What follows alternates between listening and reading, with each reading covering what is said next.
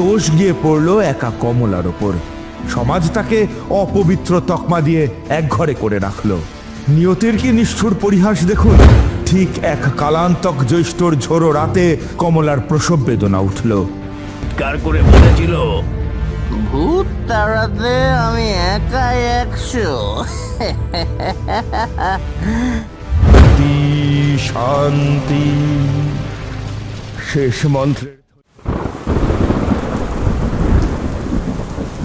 বিভূতি, দেখেছো শ্রাবণ মাসের ঘন ঘটা?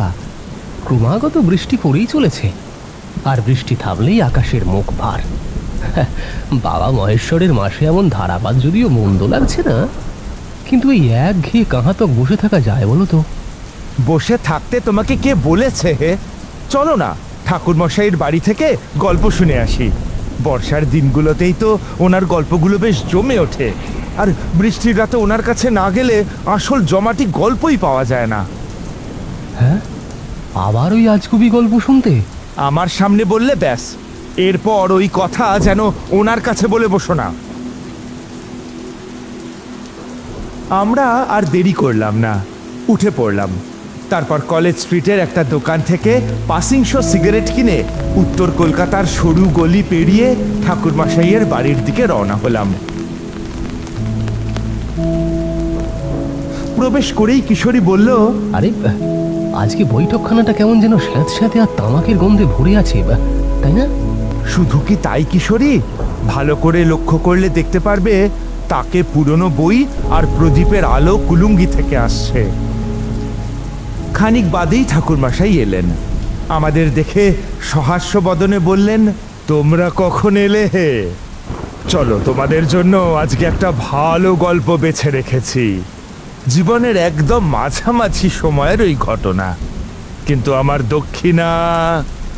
এই নিন ঠাকুরমশাই, এই দক্ষিণা ছাড়া তো গল্প শুনতে আসেনি আপনার কাছে কোনোদিন। যতদিন আসবো ততদিন এই পাসিংশো জুগিয়ে যাব আমরাই। হ্যাঁ, বেশ বেশ। সিগারেটের ধোঁয়া তাড়াতাড়ি বাতাসে মিলিয়ে যায়, কিন্তু কিছু গল্পের রেশ আজীবন মনে দাগ কাটে। ঘটনাটা বহু বছর আগের। নদিয়া জেলার একটা প্রত্যন্ত গ্রামের কথা বলছি। গ্রামের এক প্রান্তে এক বহু বছরের পুরনো ডোবা। কুচকুচে কালো ওই ডোবার জল, চারপাশে কচুরিপানা, আর আশেপাশে ছড়িয়ে আছে বাঁশঝাড়।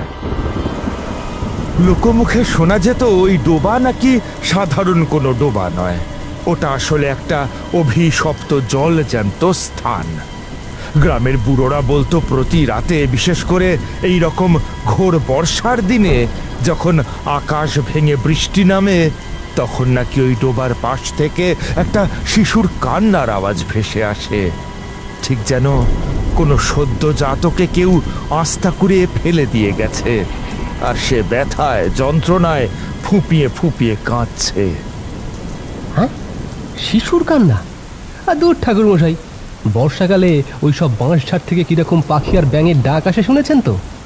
ডাহুকের ডাক কিংবা ঝিঁঝির আওয়াজকে লোকে ভুল করে শুনেছে নিশ্চয়ই।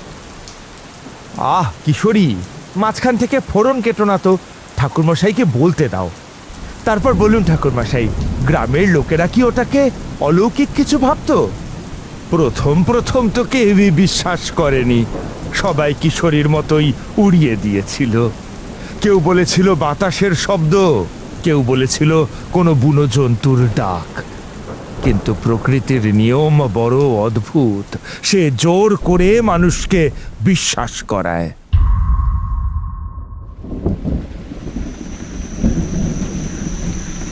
সেই বছরও ঠিক এই রকম শ্রাবণ মাস, চারিদিক জলে জলময়। গ্রামের এক চাষির ছেলে, নাম তার কানাই, 13-14 বছরের ডানপিটে কিশোর। এক সন্ধ্যায় তার একটা ছাগল ছানা দলছুট হয়ে হারিয়ে যায়। চারিদিকের অন্ধকার তখন ঘন হয়ে নামছে, সঙ্গে ইলশে গুড়ি বৃষ্টি। কানাই লণ্ঠন হাতে বেরিয়ে পড়ল। খুঁজতে খুঁজতে সে যখন ওই বাঁশঝাড়ের কাছাকাছি এসেছে, তখন বৃষ্টিটা হঠাৎ একটু কমল, আর তখনই সেও কান্নাটা শুনতে পেল।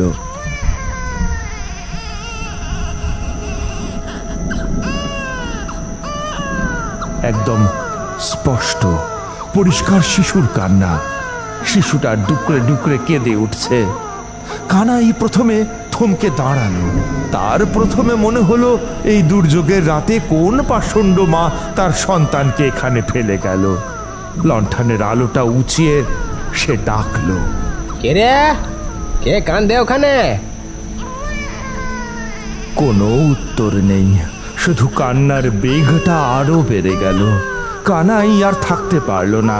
দয়া আর কৌতূহল এই দুয়ের বশে সে পা বাড়ালো ওই কুচকুচে কালো ডোবাটার দিকে।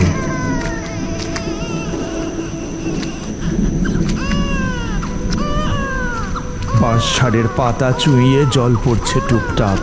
লণ্ঠনের আলো এসে দেখলো ডোবার কালো জলের উপর কচুরি পানাগুলো চাদরের মতো বিছানো, আর ঠিক মাঝখানটায় জলটা কেমন যেন খলবল করে ফুটছে, ঠিক যেন নিচ থেকে কেউ টেনে ধরছে জলটাকে। কান্নাটা আসছিল ওই জলের ঠিক উপর থেকে। কানাই লণ্ঠনটা বাড়িয়ে দেখতে গেল, আর তখনই ঘটল সেই কাণ্ড। পরের দিন সকালে গ্রামের লোক শুধু কানাইয়ের লণ্ঠনটা ডোবার পাড়ে কাদার মধ্যে অর্ধেক ডুবে থাকা অবস্থায় খুঁজে পেয়েছিল। আর কানাই সে আর কোনো দিন ফেরেনি। সেই কালান্তক রাতে ওই কালো জল তাকে চিরতরে গিলে নিয়েছিল। এই ঘটনার ঠিক মাসখানেক পরে ভাদ্র মাসের শুরুতে আমি আমার এক পরিচিত তান্ত্রিকের খোঁজে শান্তিপুরের দিক থেকে রওনা হয়ে পথ হারিয়ে ওই গ্রামে গিয়েই পড়লাম। তখনও বর্ষার জল নামেনি, চারিদিক থমথম করছে। গ্রামটার নাম ছিল জগৎপুর। গ্রামে পা রাখতেই বুঝলাম একটা থমথমে আতঙ্ক যেন পুরো বাতাসটাকে ভারী করে রেখেছে। ঠিক তখনই আমার সাথে দেখা হলো গ্রামের মোড়ল হরিশচরণের। লোকটি পরোপকারী। আমার জটাজুট আর বেশভূষা দেখে সে আমায় হাত জোর করে প্রণাম করলো। বাবাজি, আপনি ধার্মিক পুরুষ, তান্ত্রিক মানুষ বলে মনে হচ্ছে। এই অভিশপ্ত গ্রামে আপনি কোথা থেকে এলেন? এই গ্রামে রাত কাটানো যে এখন জমপুরিতে থাকার সমান। দয়া করে আজ রাতটা আমার চণ্ডী মণ্ডপেই আশ্রয় নিন। আমিও ক্লান্ত ছিলাম, তাই আর না করলাম না। মোড়ল মশাইয়ের চণ্ডী মণ্ডপে ঠাঁই হলো।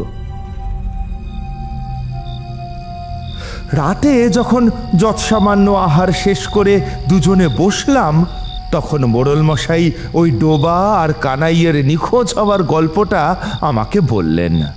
আমি শুনে বললাম, মোড়ল মশাই, একটা বাচ্চা ছেলে না হয় পা পিছলে পড়ে যেতেই পারে, কিন্তু পুরো গ্রাম এত আতঙ্কিত কেন? বাবাজি, শুধু কানাই হলে তো কথা ছিল না। ওই ডোবা রক্তখেকো রাক্ষস হয়ে উঠেছে। কানাই নিখোঁজ হওয়ার ঠিক 7 দিন পরের কথা।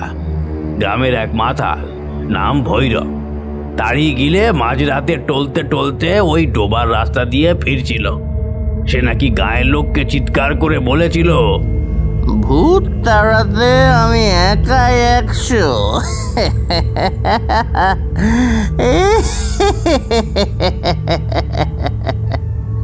পরদিন সকালে ডোবার পাড়ে শুধু তার খালি তাড়ির বাঁটটা পড়ে থাকতে দেখা যায়। ব্যাস, মানুষটা ভোজবাজির মতো উদাও।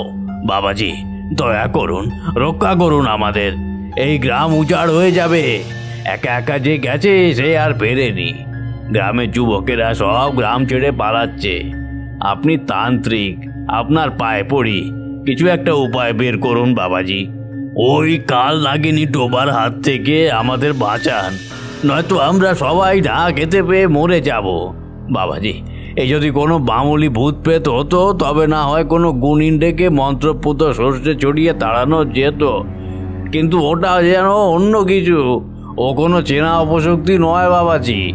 ওই কান্নার আওয়াজটা যখন বাতাস চিরে আসে তখন গ্রামের মানুষের বুকের ভেতরটা কেমন যেন খলবল করে ওঠে। একটা নাচড় বান্দার টান পড়ে বুকের ভেতর। মনে হয় যেন নিজের পরমাত্মীয় কেউ ডাকছে। সেইটা নেই মানুষ ছুটে যায়, আর ওই কালো জল তাকে টেনে নেয়। মোড়লের ওই কান্না আর গ্রামের মানুষের সেই অসহায়তা দেখে আমার মনের ভিতর একটা জেদ চেপে বসলো। আমি মোড়ল মশাইকে সান্ত্বনা দিয়ে বললাম, মোড়ল মশাই শান্ত হন। যখন মা তারা আমাকে এই দুর্যোগের রাতে পথ ভুলিয়ে আপনার গ্রামে এনে ফেলেছেন, তখন বুঝবেন এর পিছনে নিশ্চয়ই কোনো দৈব উদ্দেশ্য আছে। আমি রাজি। আগামীকাল সকাল হলেই আমি ওই ডোবা পরিদর্শনে যাব। দেখি কি এমন শক্তি যা মানুষের মনে আতঙ্কের সৃষ্টি করেছে।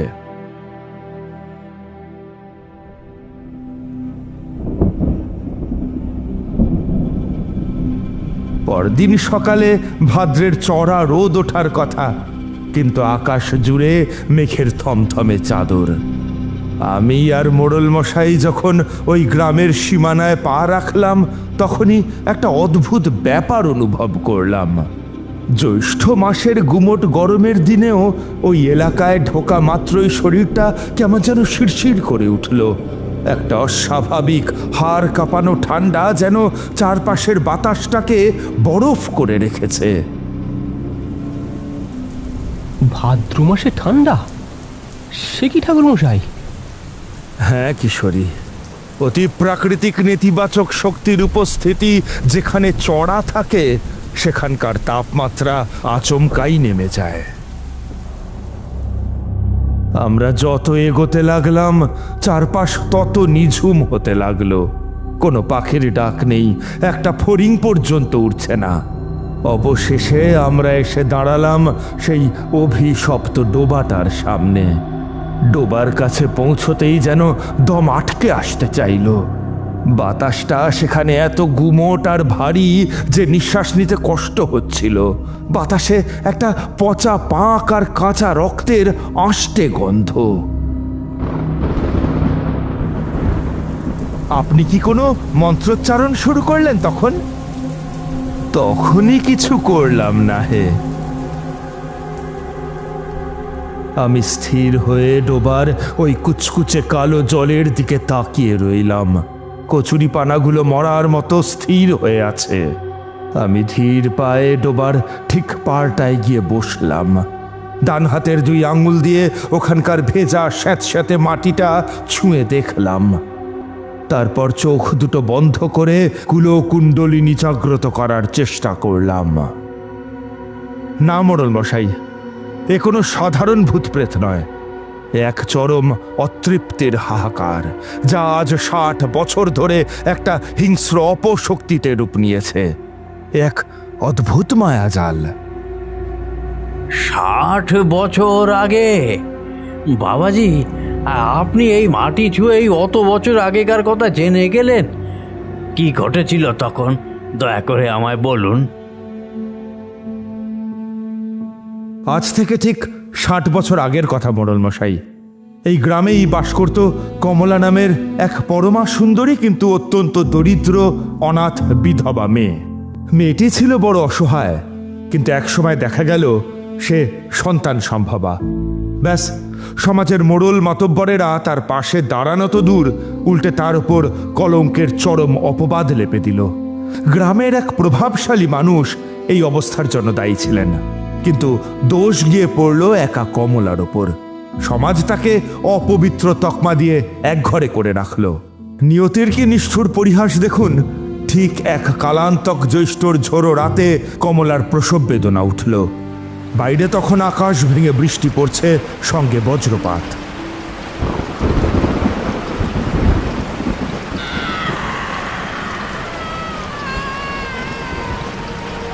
মেয়েটি যন্ত্রণায় ছটফট করতে করতে গ্রামের বাড়ি বাড়ি গিয়ে দরজায় ধাক্কা মেরেছিল একটুখানি সাহায্যের জন্য।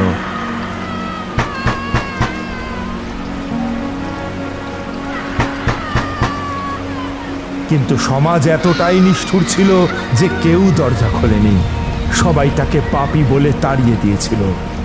যন্ত্রণায় আর অপমানে জ্ঞান হারানোর মতো অবস্থা হয় কমলার। সে কোনো ক্রমে পা ফেলে হাঁটতে হাঁটতে এসে পড়ল এই ডোবার ধারে ওই বাঁশ ছাড়ের নিচে।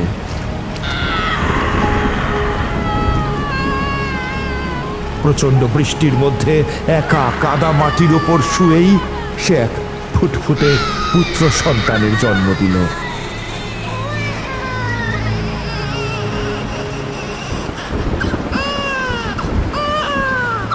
সদ্যজাত শিশুটি তীব্র চিৎকারে কেঁদে উঠেছিল, কিন্তু প্রসবের পর প্রচণ্ড রক্তক্ষরণ আর এই হাড় কাঁপানো ঠান্ডায় দুর্বল কমলা আর নিজেকে সামলাতে পারল না। নিজের সন্তানকে বুকে জড়িয়ে ধরার আগেই কমলার প্রাণ পাখি উড়ে গেল।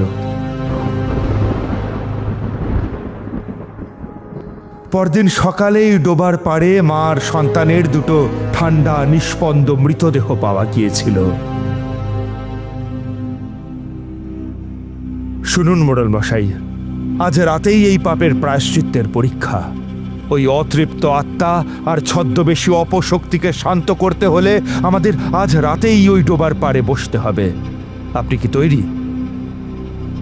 মোড়ল মশাই প্রথমে ভয়ে পিছিয়ে গেলেও গ্রামের স্বার্থে রাজি হলেন। সঙ্গে নিলেন গ্রামেরই আরও দুজন হাট্টা কাট্টা সাহসী যুবক, গণেশ আর সনাতনকে। তারপর নামলো সেই কাল রাত্রি।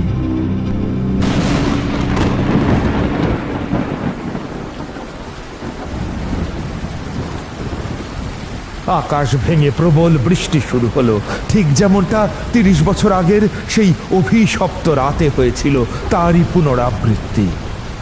আমরা চারজন লণ্ঠন আর লাঠি হাতে গিয়ে দাঁড়ালাম ওই কুচকুচে কালো ডোবার পাশে, সেই জমাট বাঁধা বাঁশঝাড়ের নিচে। আমি আমাদের চারধারে নবমুন্ডির আসনের ধুলো ছড়িয়ে একটা সুরক্ষা বলয় তৈরি করে রাখলাম।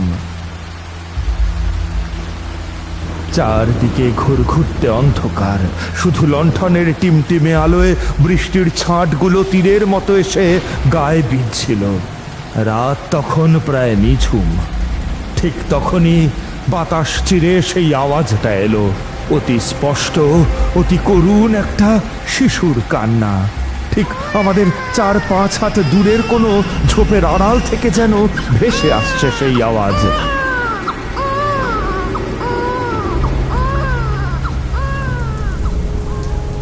সত্যি সত্যি কি একটা মরা বাচ্চার কান্না অত কাছ থেকে শোনা যাচ্ছিল ঠাকুর মশাই? নাকি ওটা আপনার মনের ভুল? ঠাকুর মশাই পাসিং শো সিগারেটে একটা লম্বা টান দিলেন, তারপর এক রাশ সাদা ধোঁয়া ছেড়ে কিশোরীর মুখের দিকে স্থির দৃষ্টিতে তাকিয়ে রইলেন। আমি কখনো মিথ্যে বলি না কিশোরী। তারানাথ মায়াজাল তৈরি করতে পারে, কিন্তু শ্রোতার সাথে ছলনা করে না। কান্নার আওয়াজটা এত বাস্তব ছিল যে ওই সুরক্ষা বলয়ের ভিতরে বসেও আমাদের চারজনের বুকের ভিতরটা কেমন যেন তোলপাড় করে উঠল। তারপর কান্নাটা কি এক জায়গাতেই স্থির ছিল? না হে, কান্নাটা ধীরে ধীরে জায়গা বদলাতে লাগলো।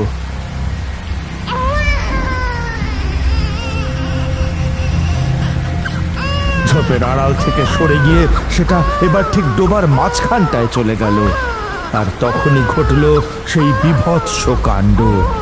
আমরা লণ্ঠন উঁচিয়ে দেখলাম ডোবার মাঝখানের কালো জলটা ছটফট করছে। কচুরিপানাগুলো দুভাগে ফাঁক হয়ে গেল, আর সেই ফুটন্ত কালো জলের তলা থেকে একটা হাত তীরের মতো উপরে খড়া হয়ে উঠল।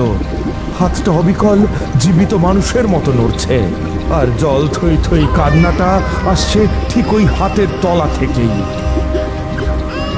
ওরে বাবারে, ওই তো বাচ্চাটা জলের মধ্যে ডুবে যাচ্ছে। মোড়ল মশাই, আমি আর থাকতে পারছি না। ওরে আমি বাঁচাবো মোড়ল মশাই, ওরে আমি বাঁচাবো। গণেশ, যেও না, ওটা মায়া। নিজের চোখ বন্ধ করো, ওটা শিশুর হাত নয়। কিন্তু ততক্ষণে সব শেষ। গণেশ তখন আমার সুরক্ষা বলয় ভেঙে সম্মোহিতের মতো লণ্ঠনটা ছুঁড়ে ফেলে দিয়ে সোজা ঝাঁপ দিল ওই কুচকুচে কালো জলের মাঝখানে। সে জল ভেঙে এগোতে চাইল ওই কচি হাতটার দিকে, কিন্তু যেই না সে হাতটার কাছাকাছি পৌঁছলো, অমনি সেই ছোট্ট কচি হাতটা মুহূর্তে রূপ বদলে হয়ে গেল একটা বিশাল আকার শ্যাওলা ধরা কুচকুচে কালো রাক্ষসের থাবায়। থাবাটা এক ঝটকায় গণেশের গলাটা পেঁচিয়ে ধরলো। গণেশ শুধু একটা বিকট আর্তনাদ করার সুযোগ পেল। বাঁচাও বাবাজি, বাঁচাও আমাকে, বাঁচাও!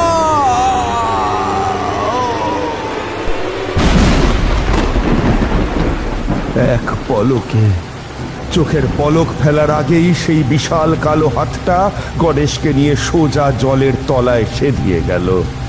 জলটা এক সেকেন্ডের জন্য লালচে রক্তে রাঙা হয়ে উঠল, আর তারপর আবার সব শান্ত। কচুরিপানাগুলো আগের মতোই মরার মতো থিতু হয়ে গেল, কান্নাটাও বন্ধ হয়ে গেল। আমি আমার রুদ্রাক্ষের মালাটা শক্ত করে চেপে ধরলাম।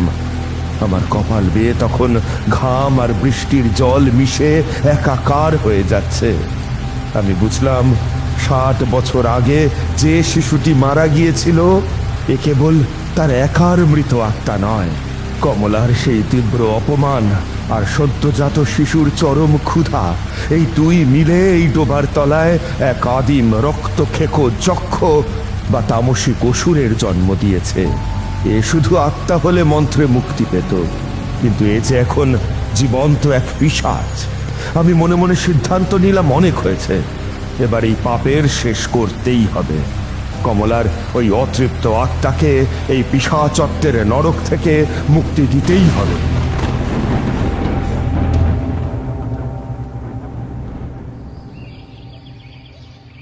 আমি পরদিন সারাদিন উপবাস থেকে মহাদেবের আরাধনা করলাম। তারপর এলো সেই রাত।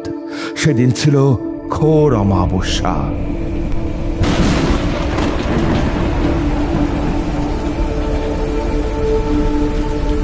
নিয়তির কি খেলা! ঝড়ের দাপট যেন আগের রাতের চেয়েও 10 গুণ বেড়ে গেল।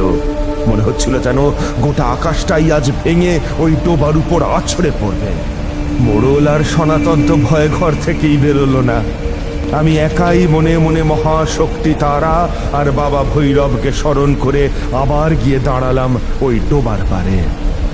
এরপর অভ্যস্ত হাতে দ্রুত ডোবার চারপাশের কর্দমাক্ত মাটিতে মহাশক্তির ত্রিকোণ যন্ত্র অর্থাৎ একটা নিখুঁত ত্রিভুজ আঁকলাম। ঝোড়ো হাওয়ার মধ্যেই কোনো ক্রমে 3টে কোণে মন্ত্রপুত 3টে মাটির প্রদীপ জেলে তাতে শ্মশানের চিতার ভস্য আর মন্ত্রপুত রক্ত সর্ষে ছড়িয়ে দিলাম। তারপর ওই ত্রিভুজের ঠিক মাঝখানে বসে নিজের বুকের রক্ত দিয়ে একটা ভোজপত্রে বীজ মন্ত্র লিখে আগুনের শিখায় উৎসর্গ করলাম।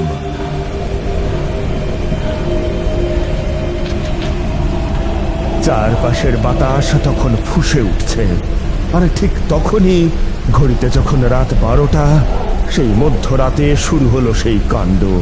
বাতাস চিরে জলের তলা থেকে উঠে এলো এক বুক ফাটা আকাশ পাতাল কাঁপানো তীব্র আর্তনাদ।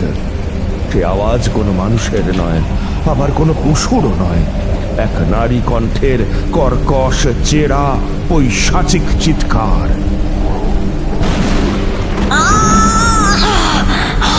আমার সন্তানকে ফিরিয়ে দাও। তোরা তোরা সবাই পাপী। তোরা কেউ আমার সন্তানকে বাঁচতে দিলি না। ফিরিয়ে দাও আমার খোকাকে, নইলে এই গ্রামের একটাকেও আমি বাঁচিয়ে রাখবো না। রক্ত চাই, আমার বাচ্চার জন্য দুধের বদলে রক্ত চাই। ডোবার কালো জলটা এবার আর ফুটছে না, যেন ফুটন্ত তেলের মতো টগবগ করতে করতে ফুটতে ফুটতে উপরে উঠে আসছে। আর সেই জলের ঠিক মাঝখান থেকে ধীরে ধীরে ভেসে উঠল এক দীর্ঘাকৃতি নারী মূর্তির অবয়ব। তার চুলগুলো শ্যাওলার মতো লিকলিক করছে, চোখ দুটো জ্বলন্ত কয়লার মতো লাল, আর সারা মুখটা পচে গলে খসে পড়েছে। সে তার দুটো বিশাল আকার শ্যাওলা ধরা কালো রাক্ষসে হাত আমার ওই আঁকা ত্রিভুজ বলয়ের দিকে বাড়িয়ে দিল। বাতাসে একটা তীব্র মরা পোড়া আর রক্তের আষ্টে গন্ধে আমার বমি আসার জোগাড় হলো, কিন্তু আমি নড়লাম না। হাতে রুদ্রাক্ষের মালাটা শক্ত করে ধরে উচ্চস্বরে মা তারার তারক ব্রহ্ম নাম জপ করতে লাগলাম। ওং হ্রিং রিং হুং ফট। পরীক্ষা তখন চরমে। ওং হ্রিং রিং হুং ফট।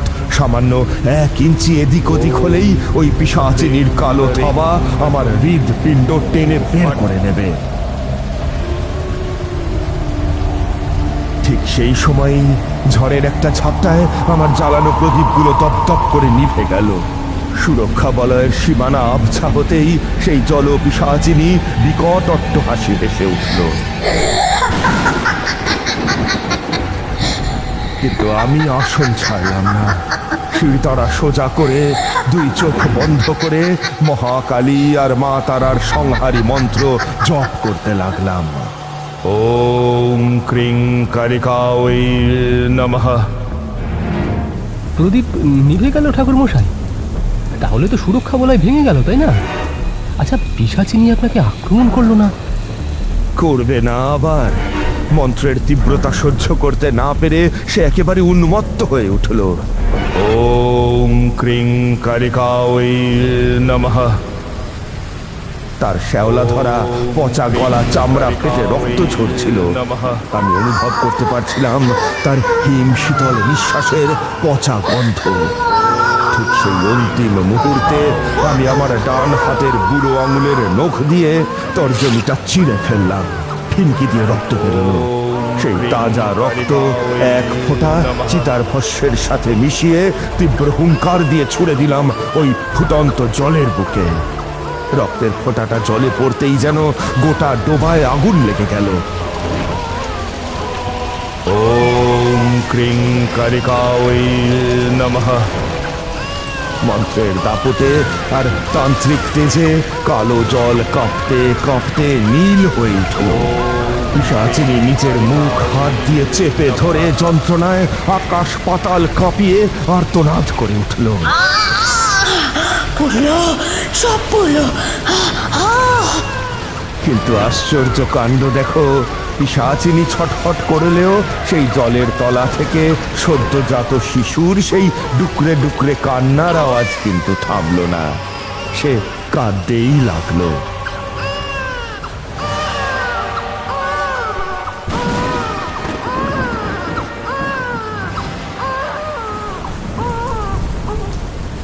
পিশাচিনী জব্দ হলো, তাও কান্না থামলো না ঠাকুর মশাই? না, এ শক্তি দিয়ে সংহার করার জিনিস নয়। এই পিশাচত্ব তো আসলে কমলার মাতৃবেদনা আর সমাজের দেওয়া চরম অপমান থেকে জন্মেছে। ওর ভিতরের অপশক্তিকে আমি মন্ত্র দিয়ে রুখে দিতে পারি, কিন্তু মা আর শিশুর এই 30 বছরের অসমাপ্ত শোক আমি উপড়ে ফেলবো কি করে?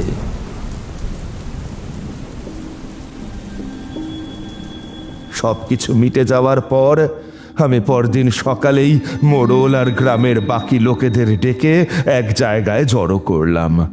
আমি বললাম, যদি নিজেদের বংশ রক্ষা করতে চাও তবে আজই সেই মহাপাপের প্রায়শ্চিত্ত করতে হবে। 30 বছর আগে যেখানে কমলা আর তার শিশুকে তোমরা মাটিতে পুঁতে দিয়েছিলে, আজ সেখানেই তাদের শাস্ত্রীয় মতে সম্মান দিয়ে শেষকৃত্য করতে হবে।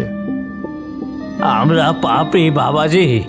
আমাদের পূর্বপুরুষেরা ঘোর অন্যায় করেছিল, আমাদের ক্ষমা করুন। আমরা নিজের হাতে খড়কাঠ সাজিয়ে ওই মা ছেলের সৎকার করব। মা কমলা, আমাদের অপরাধ নিও না মা, নিও না। পুরো গ্রাম ভেঙে পড়লো এই ডোবার পারে। চিতার কাঠ সাজানো হলো। গর্ত খুঁড়ে 30 বছরের পুরনো সেই কঙ্কাল দুটো যখন বের করা হলো, দেখা গেল মায়ের কঙ্কালটা তখনও তার বুকের কাছে শিশুর ছোট হাড়গুলোকে পরম মমতায় জড়িয়ে ধরে রেখেছে। এই দৃশ্য দেখে গ্রামের প্রতিটি মানুষের চোখ দিয়ে জল গড়িয়ে পড়ল। সবাই কমলার আত্মার কাছে ক্ষমা চাইল। আমি চণ্ডীপাঠ শুরু করলাম। যখন চিতায় আগুন দেওয়া হলো, আগুনের শিখা আকাশ পানে উঠতে লাগলো, আর আমি আমার শেষ শান্তি মন্ত্র উচ্চারণ করলাম। ওম শান্তা শুদ্ধা অতৃপ্তা তমক্ষং গচ্ছতু। ওম শান্তি শান্তি শান্তি। শেষ মন্ত্রের ধ্বনিটা বাতাসে মিলিয়ে যাওয়ার সাথে সাথেই অলৌকিক উপায়ে ওই অভিশপ্ত ডোবার কুচকুচে কালো জলটা মুহূর্তের মধ্যে একেবারে স্ফটিকের মতো পরিষ্কার আর শান্ত হয়ে গেল। ঠিক তখনই সেই চিতার আগুনের ধোঁয়ার মাঝখান থেকে আমি শুধু দেখলাম এক পরমা সুন্দরী নারী, তার পরনে আর কোনো ছেঁড়া কাপড় নেই, কোনো ক্ষত নেই। সে তার কোলের ফুটফুটে শিশুটিকে বুকে জড়িয়ে ধরে পরম তৃপ্তির এক মায়াবী হাসি হেসে আমাদের দিকে তাকালো। তারপর বহু দূরে আকাশের মেঘের কোলে মিলিয়ে গেল। শিশুটির কান্না চিরতরে স্তব্ধ হলো, আর সেই সাথে জগৎপুর গ্রাম মুক্তি পেল এক ৩০ বছরের অভিশাপ থেকে।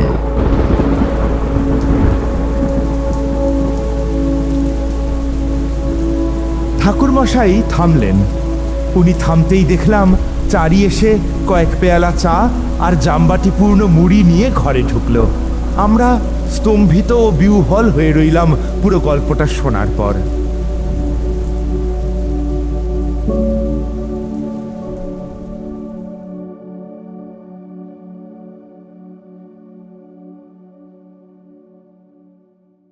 আমাদের এই গল্প যদি আপনাদের ভালো লেগে থাকে তাহলে অবশ্যই লাইক করবেন এবং শেয়ার করবেন।